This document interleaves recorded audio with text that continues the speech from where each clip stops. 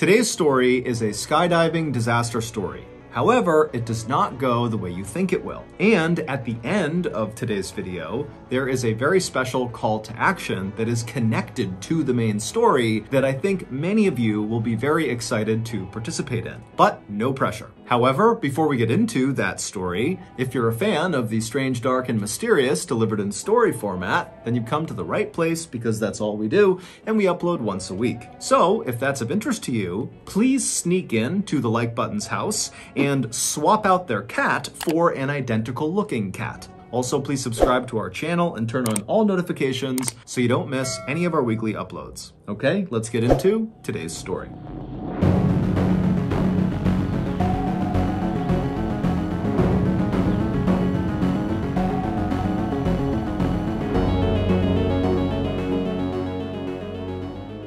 On the morning of August 1st, 2009, 44-year-old skydiving instructor David Hartsock pulled into the parking lot of Skydive Houston in Texas and then made his way inside. A few minutes later, and Dave, like the rest of his colleagues, was hard at work getting ready for the day before the facility opened up and the inevitable weekend rush began. Skydive Houston is actually just a private airport, and it's not really in Houston. It's located about 30 miles to the northwest of Houston in a city called Waller. The main facility of Skydive Houston is situated right up against this huge open airfield that basically looks like a big green grass field.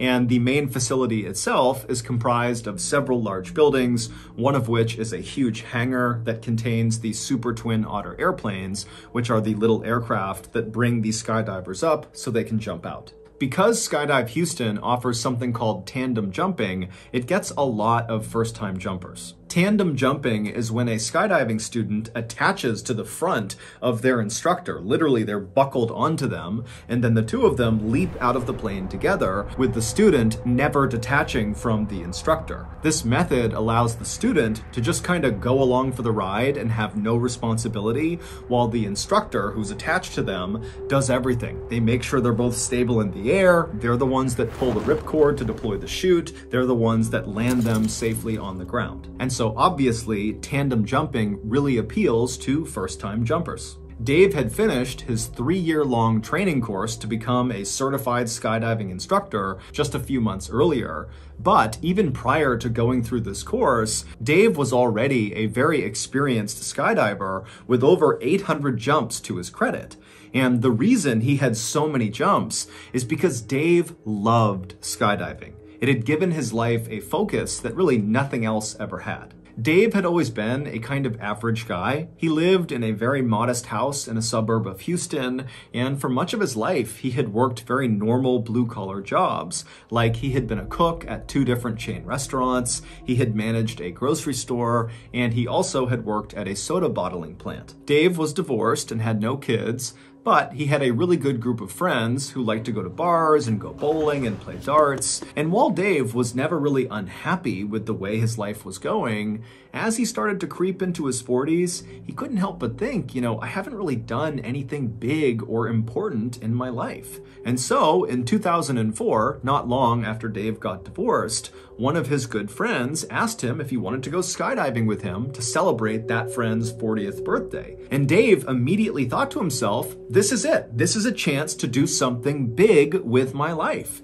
And so he told the friend, yes, I'd love to go. And after that first jump that Dave did with his friend, Dave was hooked. Whenever Dave was falling through the sky at over 100 miles per hour, it was like nothing else in the whole world even existed. Life became very simple and beautiful. The manager at Skydive Houston saw Dave come in every weekend for years to do all these jumps, and finally, he just offered Dave a job. And so that was how Dave left the soda bottling plant to become a skydiving instructor. So, August 1st, 2009 was a Saturday, and Saturdays at Skydive Houston were incredibly busy with basically non-stop tandem jumps all day. Whenever Dave was not working, so he was jumping on his own, he would always pack his own parachute because, like many other skydivers, he liked to make sure it was done exactly right. But when Dave was working, especially on Saturdays when it was so crazy busy, he didn't have time to pack and repack his parachute after every single jump because he was constantly being sent up again and again and again to take another student. And so instead, he would take one of the pre-packed parachutes that were left out for instructors inside of their clubhouse. That particular Saturday in August of 2009 went very quickly, with Dave going up one after another with different students and jumping out and pulling the chute and landing safely over and over again. And then finally, at the end of the day, right around 4 o'clock, when Dave was getting ready to be done for the day, his manager came up to him and said, "Hey, do you mind doing one more tandem jump?" And even though Dave was really exhausted, he's dripping sweat, it's super hot outside, he'd done 6 jumps that day, which was a lot, he said, "No problem."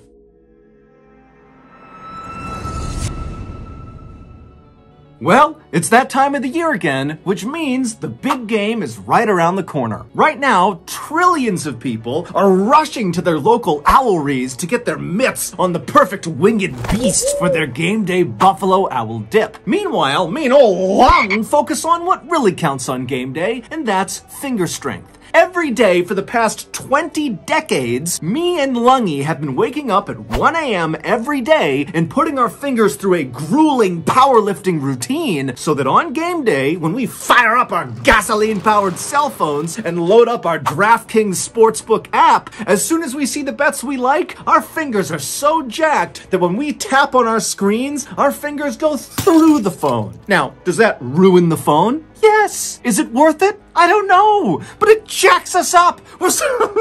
Now, does that ruin the phone? Yes. Now, does that ruin the phone? Yes. But is it worth it? Probably not. But it gets me and old Lungy jacked up on game day. So, if you want to be a betting behemoth like me and old Lung, then you better put that hooter back in the owlery and head to your local gym and start pumping some finger iron. Because this year, I'm teaming up with DraftKings to give all new customers a winning offer. All new customers have to do is sign up for DraftKings using my promo code, Mr. Ballen, and then bet at least $5 on the big game, and you will instantly receive an additional $200 in bonus bets. Yes, it really is that simple. New customers who bet $5 on the big game will get $200 extra in bonus bets. Wondering what you could use that $200 in bonus bets on? You could try same game parlays, where you combine multiple bets from one game, like which team will have the most passing yards and which team will have the first touchdown of the night for even bigger winnings. If mobile sports betting is not yet available in your state, don't worry, you can still get in on the fun with DraftKings Daily Fantasy. Download the DraftKings Sportsbook app now. New customers use promo code Mr. Ballen and bet $5 on the big game and get $200 instantly in bonus bets. Again, that's promo code Mr. Ballen only at DraftKings Sportsbook. Okay, back to the story.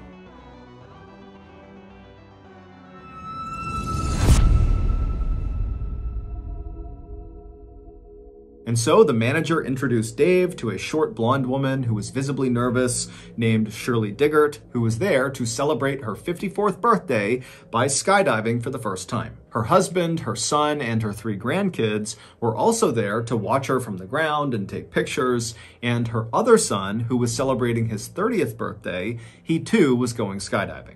As soon as Dave walked up to Shirley, he grinned and stuck out his hand, and he made the same kind of corny joke he always made with nervous first-time jumpers, and that was, "Don't worry, you're gonna be just fine. You're gonna be strapped to me, and I'm not about to let anything happen to myself."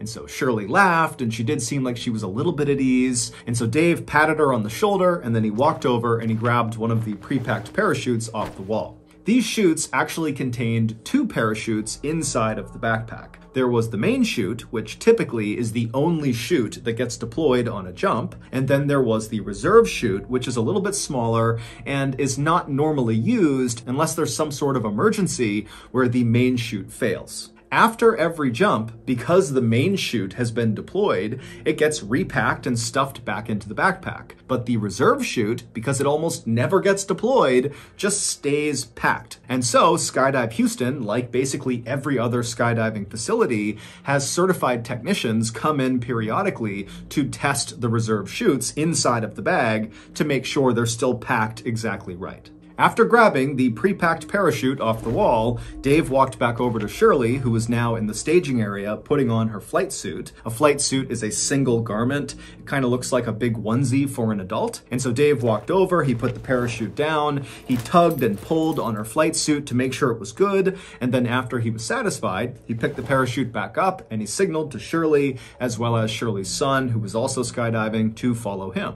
And so the trio, they left the staging area, they went outside right to the airfield where there was a Super Twin Otter idling and other jumpers were climbing on board to go for a jump. And so Dave, Shirley, and Shirley's son got in line, they boarded the plane, and a few minutes later, they were airborne. As the plane slowly climbed up to 13,500 feet, which is the jumping altitude, Shirley was sitting directly in front of Dave. They were on a bench seat on the back right of this little airplane, and Dave made a point of talking to Shirley and asking her where she was from and what she did to kind of ease her nerves. Shirley would tell Dave that this was not the kind of thing that she typically did. In fact, she told Dave that her other son, who was jumping with them, when he first decided he wanted to try skydiving a year earlier, she had desperately tried to talk him out of it, saying it was too dangerous. But recently, Shirley and her husband had decided that they needed to be more adventurous. They lived in a quiet town in rural Texas where Shirley was a mail carrier and her husband worked in a mine, and their lives were just kind of simple and very routine oriented and kind of boring. So when Shirley's son, who was skydiving with them that day, had asked Shirley to go skydiving on her 54th birthday, she saw it as an opportunity to break the mold and do something adventurous, and so she said yes. And so Dave told Shirley about how he had discovered skydiving much the same way she had, and they really bonded over that. About 20 minutes after takeoff, all the tandem jumpers on the plane were now attached to their instructors, so Shirley was now buckled onto Dave. And then when they reached 13,500 feet, the jumping altitude, one of the instructors slid open the side door. It was time to jump. And the first one who was jumping was Shirley's son. And so from all the way back in the plane, Shirley called out to her son, "Have a good jump, I'll see you on the ground," as her son kind of waddled to the edge of the door with his instructor, and the two of them jumped out and disappeared into the air below.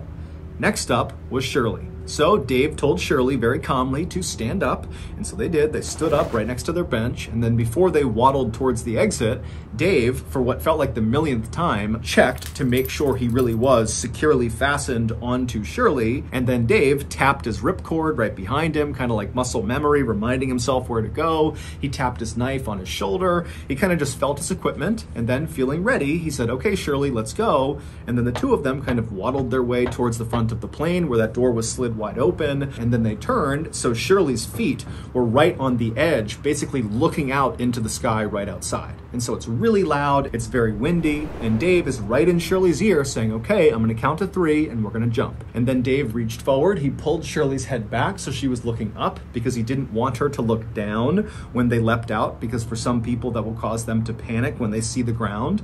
And so with Shirley's head back, Dave very calmly said 1, 2, 3, and then very gracefully, the two of them jumped out.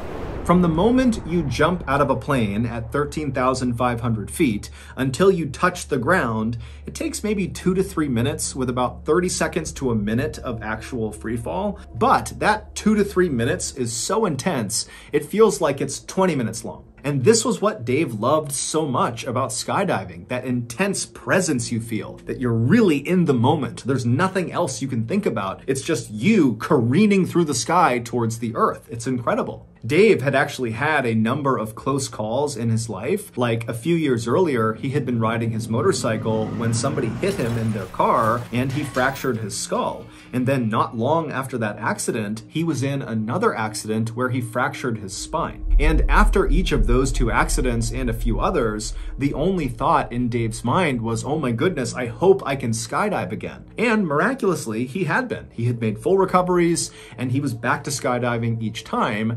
And so now, whenever he jumped out of a plane, he just felt so lucky. The plan for that evening's jump was for Dave to rotate them 360 degrees 3 separate times so Shirley could get a full look down across Houston and all over Texas and just kind of see the world around her from so high up in the air. And then, whenever Dave noticed that they were at 5,000 feet using his wrist altimeter, which is basically like a watch that tells you how far you are from the ground, Dave would pull the ripcord, the main chute would deploy, and they would float gently down to the ground.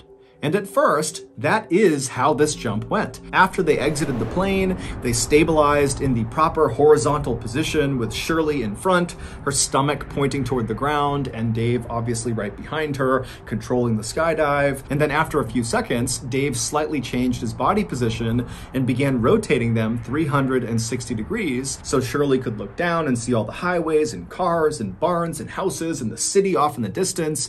I mean, it's this spectacular view. And as you're falling through the sky, especially in the first few seconds of a jump, you can't tell that you're going super fast, but you're going over 120 miles an hour, which is called terminal velocity. It's literally the fastest you can fall in the air. And so you're blazing towards the ground, but it almost feels like the air is pushing you back up. And so Shirley's having this incredible first-time experience, just really taking it all in. And Dave, even though he had done this hundreds of times, was having a wonderful time as well. But Dave really was just focused on his altimeter because when they hit 5,000 feet, he needed to pull the parachute. And so they're cruising along, Dave's checking his altimeter over and over again, and then finally he sees 5,000 feet. He quickly looks around him to scan for any other jumpers. He's clear, and so he reached back and he pulled his ripcord handle for his main chute. Now, normally when you deploy your main parachute, depending on what kind of parachute you're using, there's actually kind of a slow unfurling. It's not like suddenly the chute is deployed and then you just stop. That would not work. You'd get destroyed every time you skydive.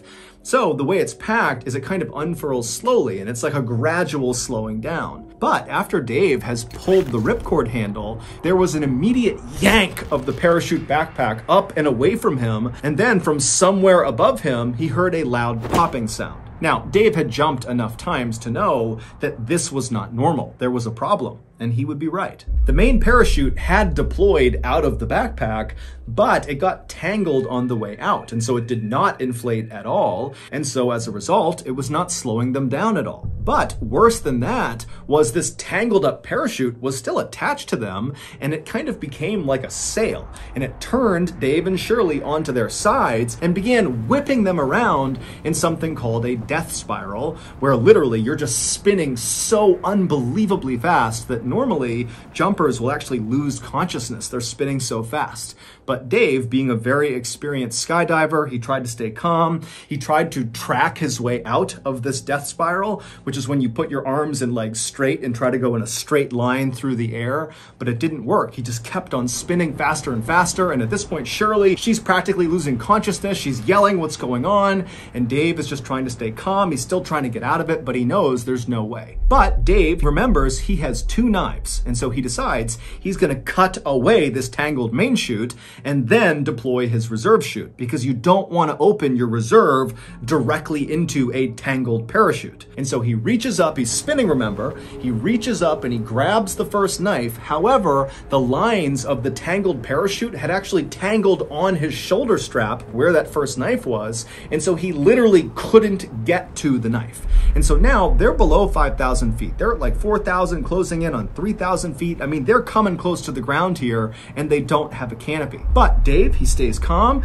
They're spinning around. He can't get that first knife, and so he reaches for the second knife, which was placed in front of Shirley. But because of how quickly they were spinning, he couldn't quite get his arm out to grab the second knife. It was just impossible to grab it. And so without any other options, Dave had to pull his reserve chute, knowing it was going to go straight into this tangled mess right above them. And so the reserve chute, it deploys, and it does work, at least at first. There's that gradual slowing down sensation that Dave immediately feels. Their spin begins to stop, and for a second, it seems like they're going to be saved by this reserve chute, because by now they're only about 2,000 feet from the ground. However, the worst case scenario happens to Dave and Shirley. As soon as their reserve chute was up over their head, inflated, their main chute suddenly caught air and inflated as well. So they had 2 parachutes. Now, you can land with 2 parachutes, absolutely. However, sometimes in a worst case scenario, the 2 parachutes will catch wind going in opposite directions. So basically the parachutes will go out to either side of the jumper or jumpers if it's tandem, and then you basically have wings that aim the jumpers straight at the ground. It's like an accelerant. It causes them to literally speed up straight towards the ground. And once you start moving in this position, which is known as a down plane, it's almost impossible to get out of it because the faster you go, the more inflated these 2 parachutes become. And so Dave knows they are less than 2,000 feet from the ground. They're in a down plane, which is almost always fatal. And so all he can do is try to get out of the down plane. And so Dave, with all his might, he begins yanking on the different lines of both parachutes, and he manages to get them out of the down plane, which is nearly impossible to do. He does it. And then both parachutes collapse. And suddenly, Dave and Shirley have no parachute, they're less than 1,000 feet from the ground, and they are falling once again over 100 miles per hour straight down to the earth. Now, at this moment, Shirley is crying, she's screaming, she doesn't know what's going on, and Dave has this incredible sense of calm come over him. Years ago, Dave had given up on the idea of ever having a family or of having kids. He was a really good guy who would have been a great father, but it just wasn't in the cards for him. Instead, Dave had found skydiving. Oftentimes, Dave would stay late at Skydive Houston and just sit around the campfire with the other instructors and the other jumpers and drink beers and eat burgers and tell stories. And sometimes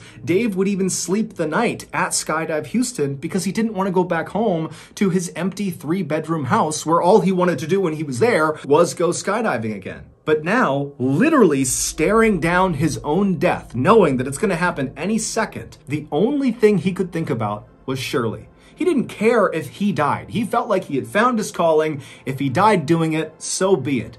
But Shirley, her husband, her son on the ground, her son skydiving, her 3 grandkids, they're gonna see Shirley hit the ground and die. He just couldn't handle it. He thought, I have to do something to protect Shirley. And with only a few hundred feet to the ground, Dave yelled to Shirley, tuck your knees up. And Shirley immediately did it. She threw her knees up, and as she did, Dave pulled back as hard as he possibly could on the risers and the toggles in an attempt to switch places with Shirley. Shirley was in front of him. Her body's gonna hit the ground first.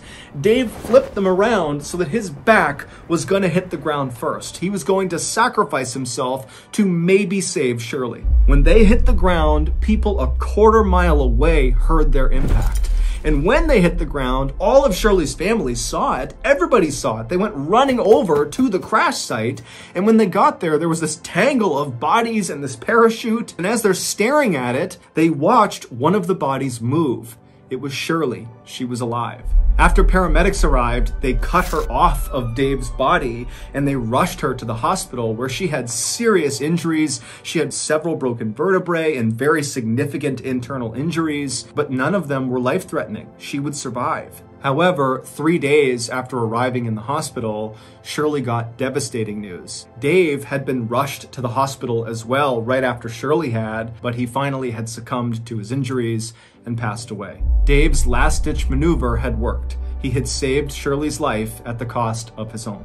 However, not long after Shirley and her family found out about Dave's death, they got another call, and this time it was to tell them that the news about Dave's death was premature. He was not dead. However, he was paralyzed from the neck down. A few weeks later, after Shirley got out of the hospital, she immediately went to the intensive care unit where Dave was being treated to see him for the first time since their accident. And when she saw him, he was sitting in a wheelchair covered in tubes and wires, and she just stood there looking at him, and Dave, when he saw Shirley, he just started to cry. At this point, Shirley walked up to him, she gave him a hug, and she said, "I love you." Today, Dave and Shirley are still friends. Shirley has recovered completely because of Dave's heroic act. Dave, on the other hand, remains paralyzed and only has a little bit of feeling in his right arm. He now lives in Texas with his mother, who looks after him full time, and they desperately need our support. My family has already made a donation to his GoFundMe page, and I hope some of you will do the same thing. You can find his GoFundMe page in the description below, and after speaking with him, he assured me that all of the donation money is being used to take care of himself. He has a lot of care that he needs, his mom can't do it alone, and so anything we give them is just making his life a little bit easier.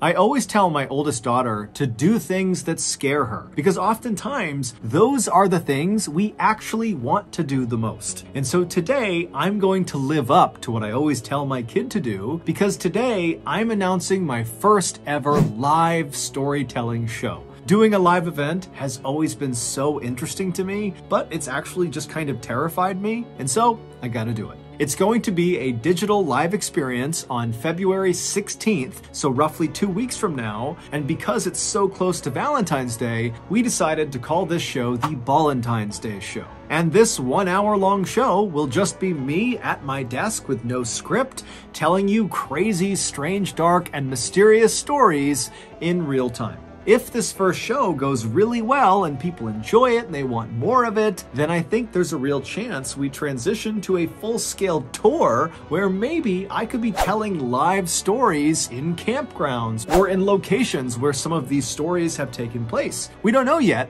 but it all starts with this first show. So to show your support and to tell us that you want a live tour, go get your tickets now. There's even some really cool special limited edition Ballen's Day merch that you can get as part of a ticket bundle. Also, I'll be doing a live Q&A after the show that you can get a pass to as well. Go to moment.co/Mr. Ballen to get your tickets, to get your merch, to get your after party passes. Again, that's moment.co/Mr. Ballen. Happy Ballen's Day. So that's going to do it. If you got something out of today's episode and you haven't done this already, please sneak into the like button's house and replace their cat with an identical looking cat. Also, please subscribe to our channel and turn on all notifications so you don't miss any of our weekly uploads. We now have a podcast called the Mr. Ballen Podcast that puts out brand new podcast exclusive stories on Monday mornings, and on Thursday mornings we put up the remastered audio of our best YouTube videos. Again, it's called the Mr. Ballen Podcast, and it's available exclusively on Amazon Music. We have 2 additional YouTube channels. One is called Mr. Ballen Shorts. The other is called Mr. Ballen en Español. We post near daily content on TikTok, Facebook, and Snapchat. All of those pages are just called Mr. Ballen. If you want to get in touch with me, please follow me on any major social media platform and then send me a direct message. My username is just @Mr. Ballen, and I really do read the majority of my DMs. Check out our merch at shopmrballen.com, and if you have a story suggestion, please submit it to our subreddit just called Mr. Ballen. It's linked in the description below. So whether I see you on Instagram, Twitter, TikTok, Reddit, YouTube, Facebook, other YouTube channels, the podcast, wherever, just know that I really appreciate your support. And until next time, that's going to do it. See ya.